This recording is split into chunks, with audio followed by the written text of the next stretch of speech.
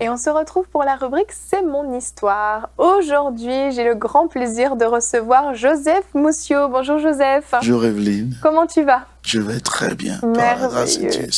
Gloire à Dieu. Joseph, tu es conducteur de louanges à l'église ICC à Paris. Tu es un chantre qui te déplace de plus en plus d'ailleurs, un peu sur toute la surface du globe pour nous conduire dans la présence de Dieu. Donc tout d'abord, merci pour ton obéissance, pour te rendre au service de Dieu. Merci beaucoup parce que tu bénis beaucoup de monde dans la francophonie et même ailleurs, mais tu touches particulièrement la francophonie. Gloire à Dieu. Et aujourd'hui, Joseph, tu nous fais le privilège de nous raconter ton histoire, là d'où tu viens, là où Dieu est venu te chercher, ce qu'il a accompli dans ta vie et ce qu'il a fait de glorieux dans ta vie. Donc toi, tu es, si on revient au tout début, tu as eu une éducation chrétienne, disons, avec certaines valeurs chrétiennes, mais tu ne connaissais pas vraiment le Seigneur. Pas du tout, pas du tout. Donc j'ai grandi dans une famille où voilà, ma mère m'a enseigné d'aller à l'église, de savoir que Dieu existe, de toujours chercher à faire du bien. Sans plus. J'allais à l'église le dimanche et quand je sortais de l'église, je disais Seigneur, à dimanche prochain. Voilà, je m'occupe de ma semaine comme je veux, comme je peux. Mais je promets, dimanche prochain, je reviens. Donc j'ai grandi dans ce cadre-là. J'aimais beaucoup aller à l'église. J'aimais beaucoup aller à l'église. Et déjà, je chantais déjà. Je chantais, mais bon, c'était plus un hobby que toute autre chose. Le dimanche, j'allais à l'église. Pourquoi? Parce que c'est l'un des jours où je mettais les habits de sortie. Pour, voilà. Et donc, le dimanche, c'est sûr, je mettais ces habits de sortie là. Je me rendais à l'église. J'aimais beaucoup l'église. J'aimais beaucoup aller à l'église. Mais plus tard, avec les plaisirs de la vie, voilà, il y a beaucoup de choses qui se sont passées. Les choses sont allées très vite et c'est ce que je compte vraiment partager aujourd'hui dans cette émission. C'est ça, parce que comme tu dis, tu chantais déjà, tu as toujours eu une voix, tu as toujours chanté et Dieu t'a donné une voix exceptionnelle, ça je crois qu'on peut vraiment le dire. Mais ta voix n'a pas toujours servi pour le royaume de Dieu. À cette époque, tu étais au Cameroun et tu as commencé, après ton bac, à aller chanter dans les piano-bars, c'est ça? Piano-bars, des cabarets. C'est ça, des cabarets qui n'étaient pas forcément très sanctifiés à ce moment-là. Et c'était ton métier, c'est ça? C'est cela, je vivais de ça. J'ai pas eu la grâce de continuer des études supérieures. Face à ce constat, je me suis dit, bon, je vais me lancer. Je vais essayer quelques petits jobs et apporter une petite aide à la maison. C'est comme ça que je me suis retrouvé dans les piano-bars, les cabarets. C'est pas les endroits où on va apprendre à mener une vie rangée. Non. C'est des hauts lieux de perdition, d'impudicité, de dépravation, de toute forme d'excès, des plaisirs. Et donc, voilà, je me suis retrouvé là-dedans. Je prenais plaisir à ce que je faisais. Pour moi, voilà, je faisais mon métier, tant bien que mal. Je m'y plaisais, puis voilà. Et à un moment donné, j'ai eu un contrat qui m'a sorti du Cameroun pour aller en Côte d'Ivoire, à Abidjan. Abidjan qui est un peu comme une plaque tournante dans la musique en Afrique subsaharienne. Et donc, voilà, je me suis retrouvé là, et musique Afrique francophone surtout. Et donc, je travaillais dans l'un des piano-bars les plus huppés. Et c'était une clientèle quand même assez aisée, très aisée. Et moi, je me suis retrouvé là-dedans. Les choses avaient l'air très faciles. Les gens qui arrivaient, ils prenaient du bon temps. Et moi, vu que je faisais partie de la vitrine de la maison, j'étais l'une des attractions principales de la maison. Donc derrière les filles, c'était très facile. L'accès aux filles était très facile.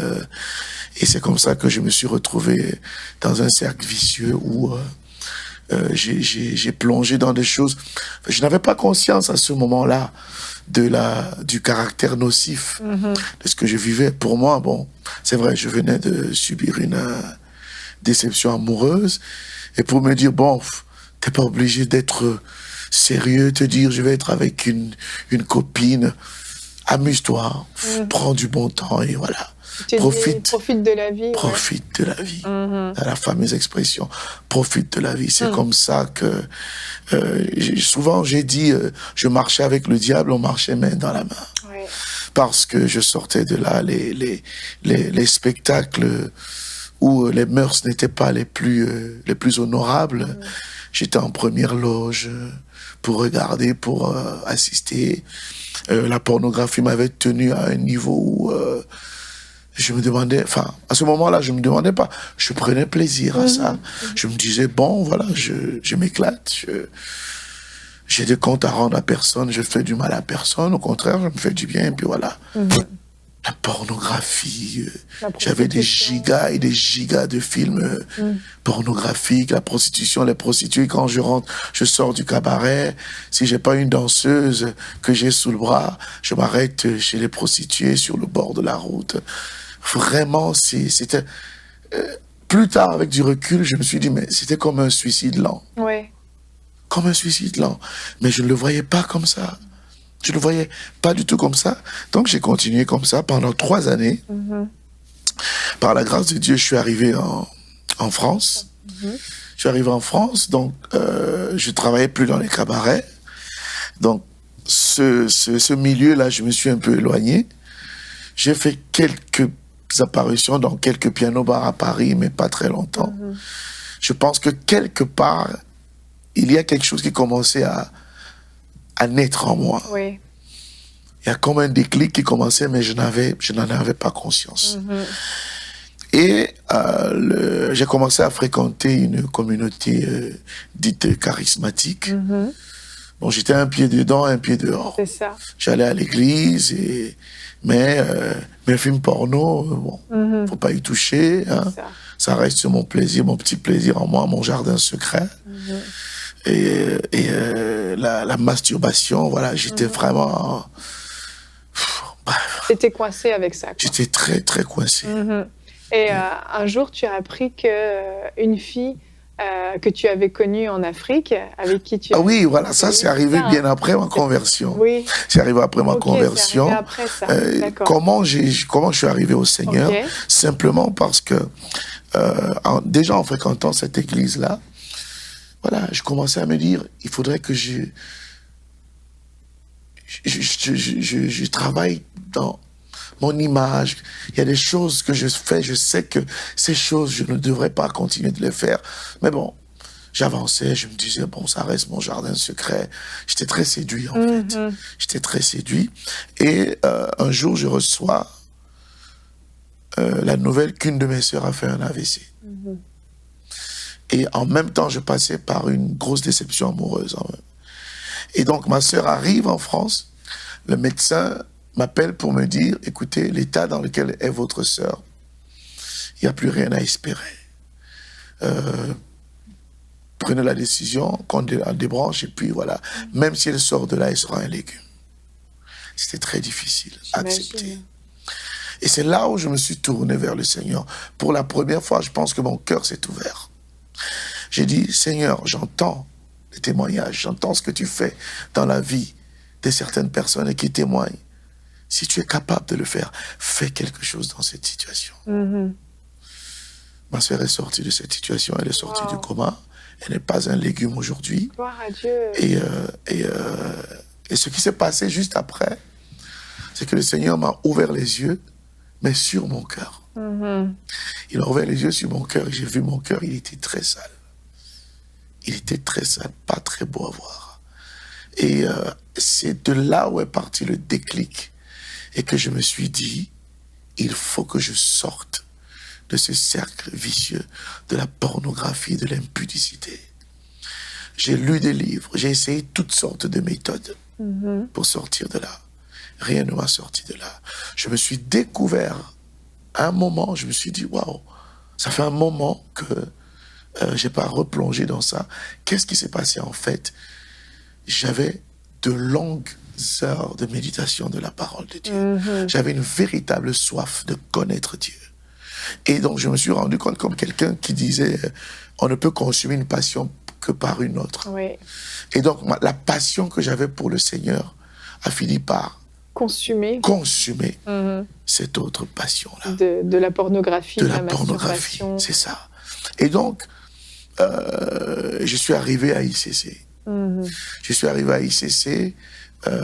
Quelques temps après, j'ai commencé à conduire la louange. Je pense à un an et demi, 2 ans. J'ai commencé à conduire la louange. Et là, j'ai commencé à voir ce que Dieu est en train de faire. La première des choses, j'ai interprété le chant « Dieu est capable ». Et j'ai vu ce qui s'est passé. Je me suis dit, waouh, on n'a rien préparé. Les vidéos qui passent sur YouTube, c'est un moment du culte. Il n'y a eu aucun plan com. Et j'ai vu comment Dieu a ouvert les portes des nations pour m'amener et me présenter comme un représentant de Dieu, me permettre d'aller parler de sa part. Je me suis dit, waouh. Je me suis dit, waouh. Et ça, c'était que le début. Et donc, justement, cette histoire où je retourne à Abidjan. Je retourne à Abidjan, j'étais invité pour une conférence sur l'adoration et je fais mon témoignage. Et un jour, je reçois un message, une fille qui me dit, tu as fait un témoignage à une église sur la personne, ce que tu faisais avant. Je faisais partie de ces filles-là et à cause de ton témoignage, j'ai donné ma vie à Christ. Gloire à Dieu. Je me suis dit, waouh, mais ça en vaut la peine. Vraiment. Ça en vaut la peine. Et quand je regarde à ce que le Seigneur est en train de faire de ma vie, je regarde d'où je viens, de Daïdo à Douala au Cameroun. J'ai accompagné des artistes dont les thèmes des chansons n'étaient pas les choses qu'on partagerait avec ses propres enfants.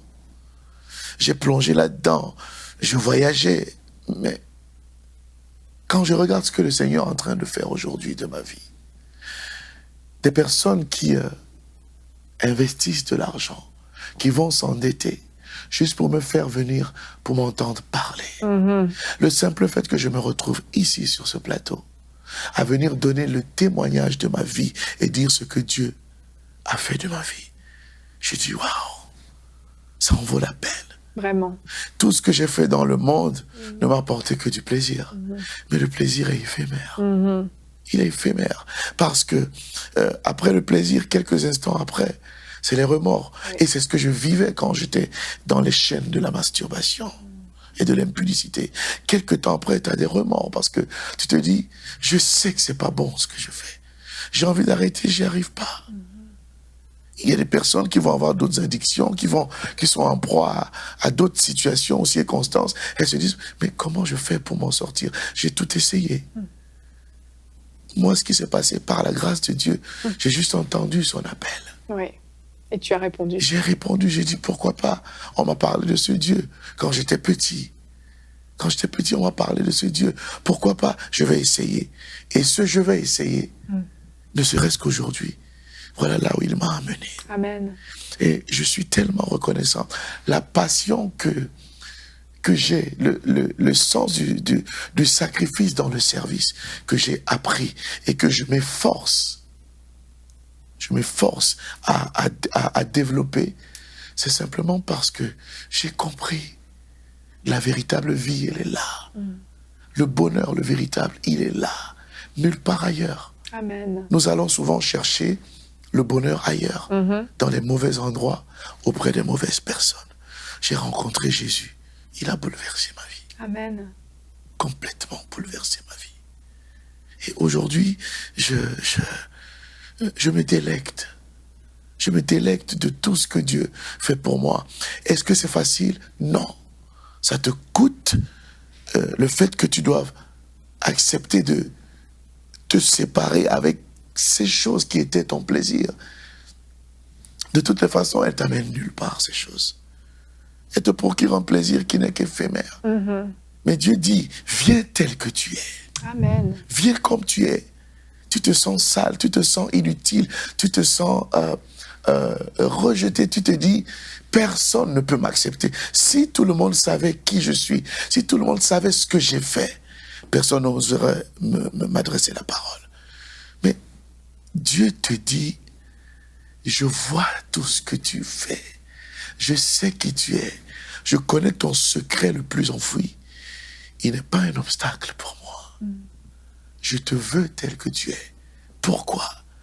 Parce que je veux faire de ta vie une merveille. Je veux te sortir de là où tu penses que tu ne peux pas sortir. Tout ce qu'on a pu dire sur toi, tout ce qu'on a pu poser comme barrière, et que toi-même, par ton entendement, tu as pu poser comme barrière, moi, j'ai la capacité de faire sauter ces barrières. Je t'ai créé, je t'ai façonné pour un but. Et ce pourquoi je t'ai manifesté sur la terre est au-delà de tout entendement humain. Laisse-moi façonner ta vie pour faire de toi ce pourquoi je t'ai créé. Et quand je regarde ma vie, je dis, je ne suis encore arrivé nulle part, mais je suis tellement reconnaissant. Amen. Tellement reconnaissant pour ce que Dieu m'a fait. Tellement reconnaissant. C'est un rêve qui se réalise que je me retrouve aujourd'hui face à toi pour parler de ma vie. De là où je suis sorti, rien ne me prédisposait à ça. Rien. Absolument rien. Donc, je dis simplement, si Dieu l'a fait pour moi, si Dieu l'a fait pour moi, mais il le ferait pour quiconque. Amen. Pour quiconque. Je prie, et je prie de tout cœur qu'une personne puisse entendre ce témoignage. Peut-être même que la personne est de passage, et ne regarde même pas la télé. Et qu'entendre ce témoignage-là, que le Saint-Esprit touche le cœur d'une personne. Et que cette personne se dise, ça me parle, ça me parle, ça me parle. Je me sens interpellé parce que je suis en train d'entendre. Je vais écouter jusqu'à la fin. Je vais écouter jusqu'à la fin. Qu'est-ce qui s'est passé? Jusqu'où cette personne est allée? Qu'est-ce qui s'est passé dans sa vie pour dire que cette personne, elle peut s'identifier à mon histoire parce que c'est l'histoire de chacun d'entre nous. Chacun d'entre nous. Dieu veut écrire et réécrire l'histoire de chacun d'entre nous. Il n'y a pas de fatalité. Il n'y a pas de fatalité.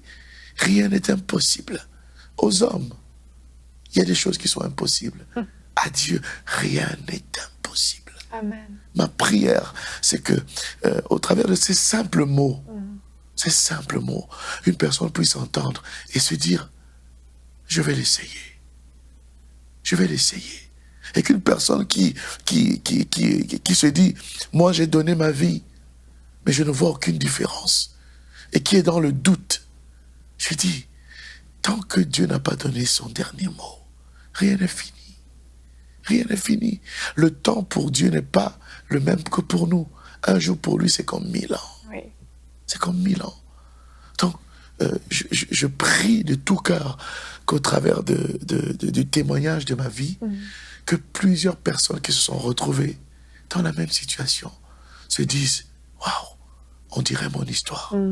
Si ça ressemble à ton histoire, si ça ressemble à ton histoire, ce qu'il a fait pour moi, il peut le faire pour toi. Il peut absolument le faire pour toi. Dieu, il n'y a pas assez de saleté ou d'impureté que Dieu ne puisse nettoyer. Il dit, viens tel que tu es. Moi, c'est ce que j'ai fait. Et voilà là où il m'a emmené. Je sillonne le monde parce que Dieu veut que je vienne parler de sa part. Dieu veut que je vienne exhorter son peuple. Dieu veut que je sois comme un produit de marketing. Regardez ce que je peux faire d'une vie. Et je ne suis que reconnaissant. Est-ce que tu veux bien dire à nos téléspectateurs qui disent oui, moi je veux vivre ce que lui a vécu, leur dire ce qu'ils peuvent faire, comment ils peuvent s'adresser à Dieu, les conduire pour qu'ils puissent donner leur vie à Dieu? Alors, si tu m'écoutes et que quelque part tu t'identifies à ce que je viens de donner comme témoignage de ma vie, j'aimerais t'inviter à faire juste cette prière d'un cœur sincère.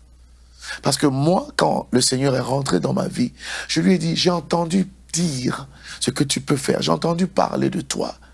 Si tu es capable de le faire, touche mon cœur et fais ce que l'on me dit que tu peux faire. Je t'invite simplement à faire cette simple prière. Dire, Seigneur Jésus, j'ai entendu ce que tu as fait dans la vie de ce monsieur, de ce jeune homme, de ce frère. Je suis dans des situations où je ne sais plus quoi faire. Je veux te prier, te supplier de venir dans ma vie. Viens dans ma vie, change ma vie, comme tu l'as changé pour ce monsieur qui est en train de parler. Je t'offre ma vie parce que je sais, au travers du témoignage de ce monsieur, que tu peux changer ma vie, que tu peux bouleverser ma vie. Mon Dieu est celui qui fait des derniers les premiers. Il est le Dieu qui fait des derniers les premiers. Dis-lui, je veux que là où j'ai pensé que je ne peux rien faire, que je n'arriverai à rien, que tu viennes et que tu fasses de ma vie ce que toi tu avais prévu.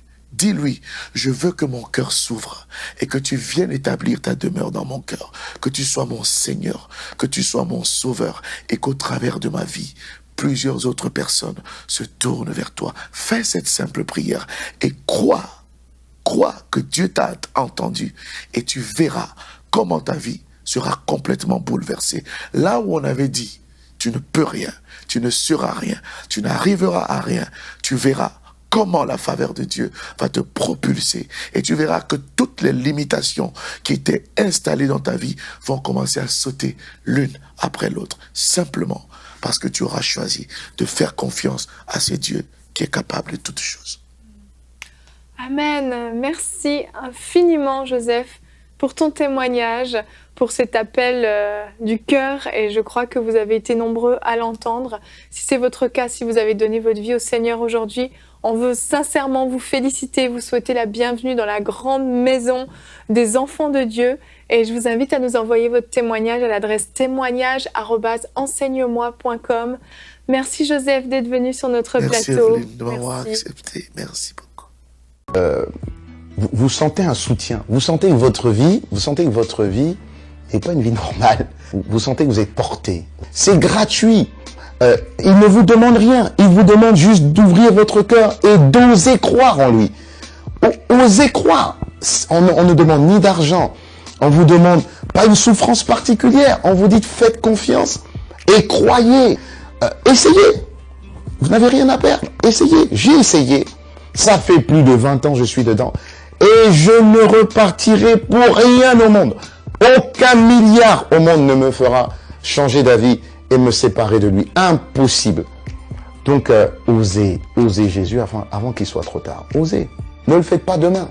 Faites-le maintenant. Et quand la fin de votre vie arrivera, parce qu'elle arrivera pour tout le monde, pour moi et pour les personnes qui me regardent, ou même pour les personnes qui sont derrière cette caméra, au moins vous serez sûr que vous partez avec celui qui vous a donné une nouvelle vie. Cette vie peut commencer maintenant, dès que vous l'acceptez, et cette vie continuera après que la mort soit venue. La mort n'est qu'un passage pour une autre vie beaucoup plus belle. Mais vous avez la possibilité d'oser cette nouvelle vie maintenant, tout de suite. Faites-le maintenant, tout de suite. N'attendez pas demain ni après-demain. Faites-le maintenant, tout de suite. Prenez 1 minute et faites-le. Je vous en prie, vous ne serez pas déçus. Après avoir écouté ce message, si vous avez décidé de donner votre vie au Seigneur Jésus-Christ, faites cette prière avec l'homme de Dieu. Mon Dieu, je viens devant toi, tel que je suis. Je confesse Jésus-Christ comme mon Sauveur et mon Seigneur.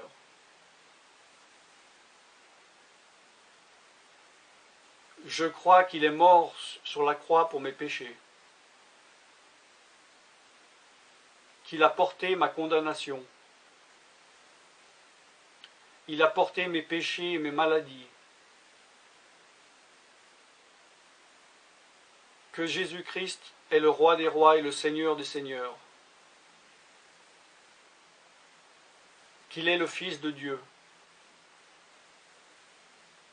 Qu'il est maintenant ressuscité et assis à la droite du Père. Et il prie maintenant pour moi. Je me suis détourné de mes péchés et je veux obéir à ta parole.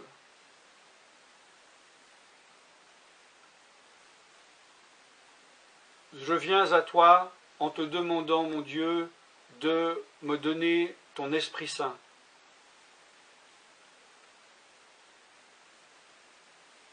Remplis-moi de ton Esprit, afin que tu ne sois plus à l'extérieur de moi, mais que tu viennes habiter en moi.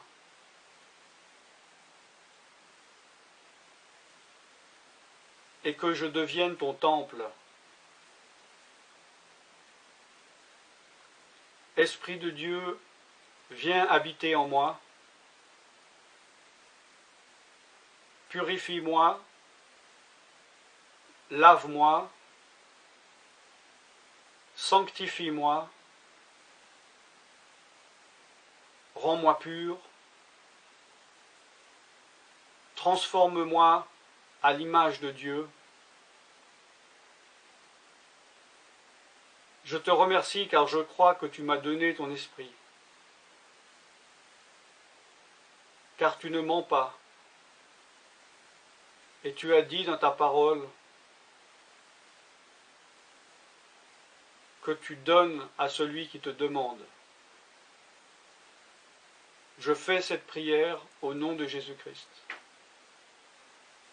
Amen. Bonjour et bienvenue sur les vidéos de l'évangile.net. Est-ce que vous vous êtes déjà demandé si Dieu existait et si on pouvait trouver des réponses dans les livres sacrés comme la Bible par exemple? Eh bien, vous êtes tombé au bon endroit puisque l'évangile.net, c'est justement une plateforme interactive qui vous permet de découvrir par vous-même ce qu'est la foi chrétienne. Qui ne s'est jamais demandé si derrière le hasard qui a créé l'univers, il n'y avait pas finalement un Dieu? Qui ne s'est jamais dit qu'il devait sans doute y avoir un sens à notre existence? Mais lequel? Est-ce que Dieu nous laisserait vraiment sans réponse? Laquelle des religions détiendrait alors la vérité? On peut rester sur ce genre de questions et se fier à quelques avis qu'on entend ici et là. Ou alors, on peut chercher par nous-mêmes et aller directement à la source pour connaître ce que disent les religions. Nous, chrétiens, on aimerait vous lancer ce défi, celui de lire au moins un livre de la Bible. Faites votre propre avis sur le sujet, soyez curieux. Vous allez voir que ce n'est pas si difficile que ça. Et au contraire, je crois personnellement que ce sera une lecture enrichissante pour vous. Peu importe ce en quoi vous croyez, si vous êtes athée, agnostique, si vous êtes croyant d'une certaine religion, ou plutôt neutre sur la question de la foi. Regardez et lisez par vous-même.